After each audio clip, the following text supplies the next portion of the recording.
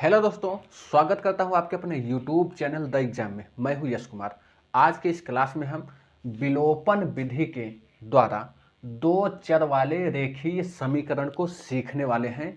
जैसा कि मेरे दोस्त आपको पता चल रहा है कि विलोपन का मतलब होता है कि विलोप होना, गायब होना, लुप्त होना। तो आइए हम इस सवाल के माध्यम से हम विलोपन विधि को हल करेंगे। तो अब यहाँ हमें एक युगपत समीकरण प्राप्त है जिसमें कि x प्लस वाई बराबर में 7, यानी कि इसे हम क्या करेंगे, समीकरण 1 मान लेंगे। 2x माइनस में y बराबर में 8, इसे हम समीकरण 2 मान लेंगे। अब कभी कभी युगपत समीकरण को एक दूसरे से घटाने या जोड़ने पर ही एक चर का मान प्राप्त हो जाता है, जैसा कि हमें इस समीकरण में हल करने पर देखेंगे। तो चलिए हम इसमें युगपत समीकरण का प्रयोग करके इस प्रश्न को बनाएंगे। तो यहाँ ध्यान रखिएगा कि यहाँ प्लस का साइन है, यहाँ भी प्लस का साइन है, यहाँ प्लस है, यहाँ माइनस है, यहाँ प्लस और यहाँ प्लस का साइन है। तो हमने एक बात आपसे कही थी कि कभी कभी समीकरण 1 को और समीकरण 2 में घटाने से या जोड़ने पर एक चर का मान प्राप्त हो जाता है। जैसे कि यहाँ अगर हम देखें तो यहाँ प्लस में है और यहाँ माइनस में है, तो हम क्या करेंगे कि यहाँ हम जोड़ने पर लिख लेंगे। क्या करेंगे भैया? जोड़ने पर। अब ध्यान रखिए कि जब हम इसे जोड़ेंगे तो हमें प्राप्त क्या होगा। तो हमें देखिए y से y कैंसिल हो जाएगा, क्योंकि y में से y घट जाएगा तो कितना बचेगा? 0।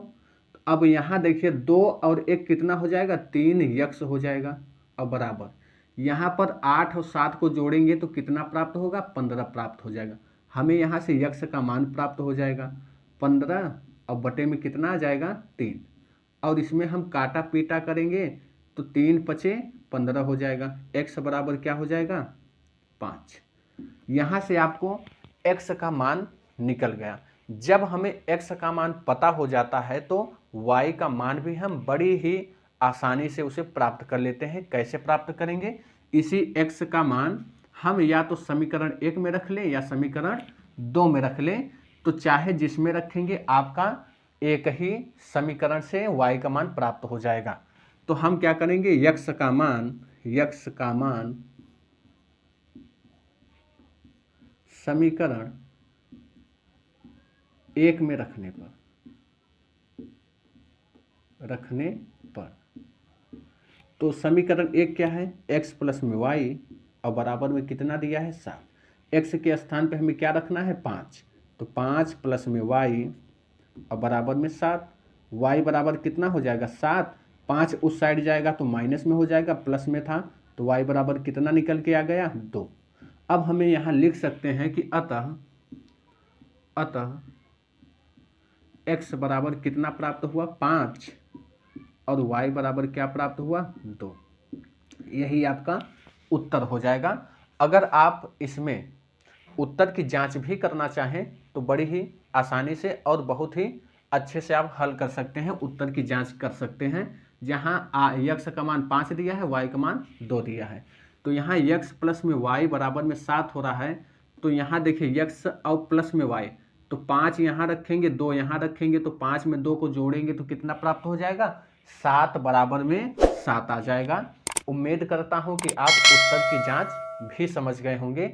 चलिए अब हम बढ़ते हैं प्रश्न नंबर 2 की तरफ। समीकरण 2 क्या कह रहा है कि x प्लस 2y बराबर में 5 और x प्लस 3y बराबर में 7 दिया है। हम क्या करेंगे? पहले को समीकरण 1 मान लेते हैं और दूसरे को समीकरण 2 मान लेते हैं। अब इसमें हम विलोपन विधि का यूज करेंगे।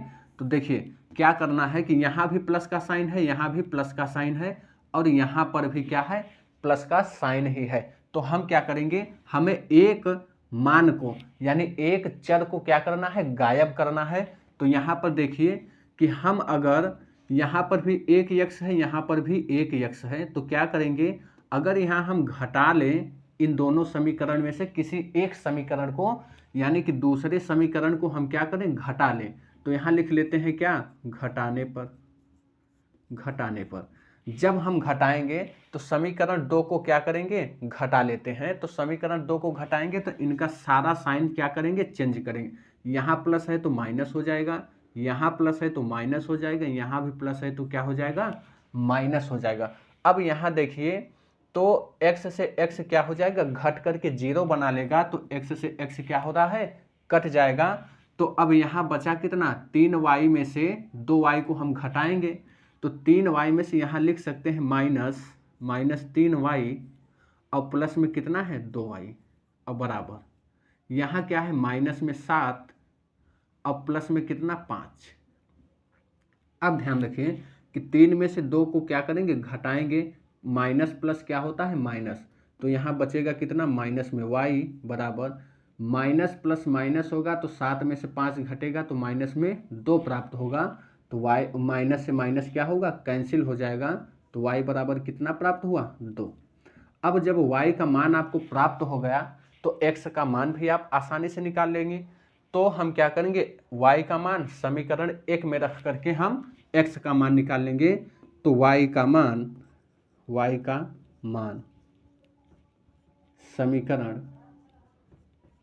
समीकरण 1 में रखने पर,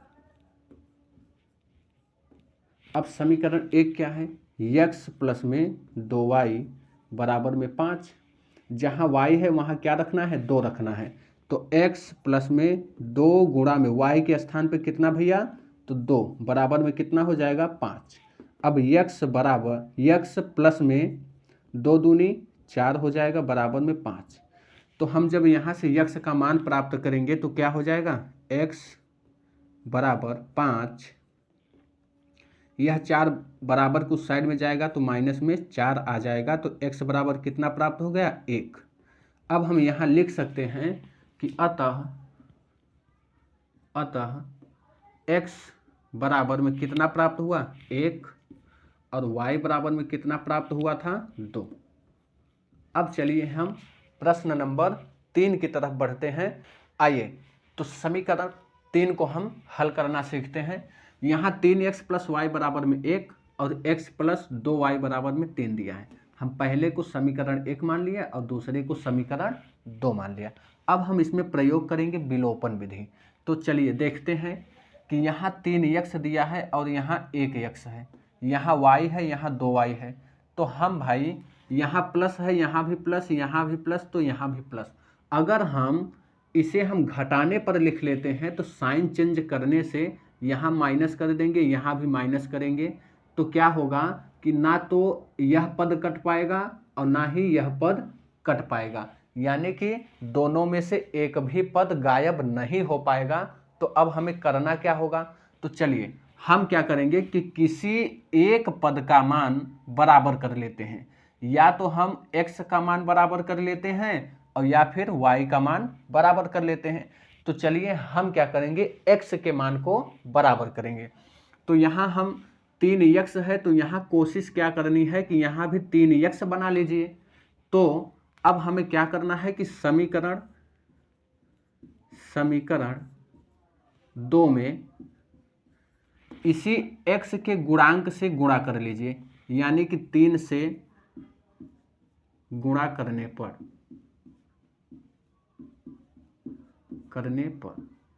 अब यहाँ समीकरण 2 क्या है, x प्लस में 2y और बराबर में 3। तो हम क्या करेंगे, इसमें 3 का गुणा कराना है तो हम चलिए इसमें भी 3 का गुणा करा लेंगे। दोनों पक्षों में ध्यान रखिएगा, दोनों पक्षों में हमें 3 का गुणा करना है। यहाँ भी 3 का गुणा और यहाँ भी 3 का गुणा कर लेंगे। यहाँ गुणा करेंगे तो 3 एक कम 3x हो जाएगा और 3 दूना में 6y हो जाएगा बराबर 3 त्रिका में 9। इसे हम समीकरण 3 मान लेते हैं। अब मेरे दोस्त करना क्या है कि समीकरण 1 और समीकरण 3 को हल कर लेते हैं। तो चलिए समीकरण 1 व समीकरण 3 को हल करने पर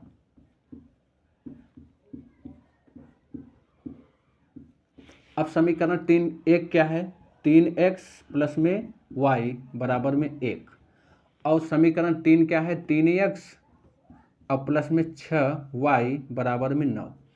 अब भैया यहाँ देखिए 3x भी बराबर 3x बराबर, तो हम क्या करेंगे, यहाँ प्लस का साइन यहाँ प्लस का साइन, तो हम समीकरण 3 के साइन को चेंज कर लेते हैं, यानी कि क्या करेंगे, घटाने पर यहाँ लिख देंगे। तो जब यहाँ घटाएंगे तो देखिए समीकरण 3 का क्या होगा, साइन चेंज हो जाएगा। तो यहाँ प्लस था तो माइनस, यहाँ भी प्लस है तो माइनस, यहाँ प्लस है तो माइनस। अब 3 से 3 घट करके 0 बना लेगा, और यहाँ बचा कितना, यहाँ बच रहा है माइनस में 6y और प्लस में कितना y बराबर, यहाँ बचा माइनस में 9 और प्लस में कितना 1 बचा। अब क्या करेंगे, 6 में से y को घटा लेंगे तो कितना बचेगा भैया, 5y बच जाएगा। और बराबर में 9 में से 8 को घटाएंगे तो माइनस में 8 बचेगा। अब माइनस से माइनस क्या होगा, कैंसिल हो जाएगा। तो यहाँ बचेगा कितना, y का मान चाहिए हमें, तो y बराबर क्या हो जाएगा, 8 बटे में कितना भैया, 5 हो जाएगा। जब हमें y का मान 8 बटे 5 मिल गया तो हम x का मान भी प्राप्त कर लेंगे। x का मान कैसे प्राप्त करेंगे, इस y का मान समीकरण 1 में रख करके प्राप्त कर लेते हैं। तो यहाँ समीकरण y का मान समीकरण 1 में रखने पर तो समीकरण 1 क्या है, समीकरण 1 है 3x और प्लस में y और बराबर में 1। यहाँ हो जाएगा 3x और प्लस y के स्थान पर क्या रखना है, 8 बटे में 5 और बराबर में 1। अब यहाँ हमें 3x का मान चाहिए, तो हम क्या करेंगे, 1 और इस अंक वाले संख्या को पक्षांतर करके यहाँ प्लस है तो माइनस 8 बटे में 5 हो जाएगा। यहाँ होगा 3x बराबर 5 का नम 5 और 5 माइनस में क्या बनेगा, 8 बटे में 5। यहाँ होगा 3x बराबर 8 में से 5 घटाएंगे तो माइनस में 3 और बटे में क्या होगा, 5। और अब यहाँ देखिए हमें x का मान चाहिए, तो x बराबर में -3 बटे में 5, और यह 3 गुणांक में है तो भाग में हो जाएगा, 3 से 3 कैंसिल, तो x बराबर में कितना, -1 बटे में 5 आ जाएगा।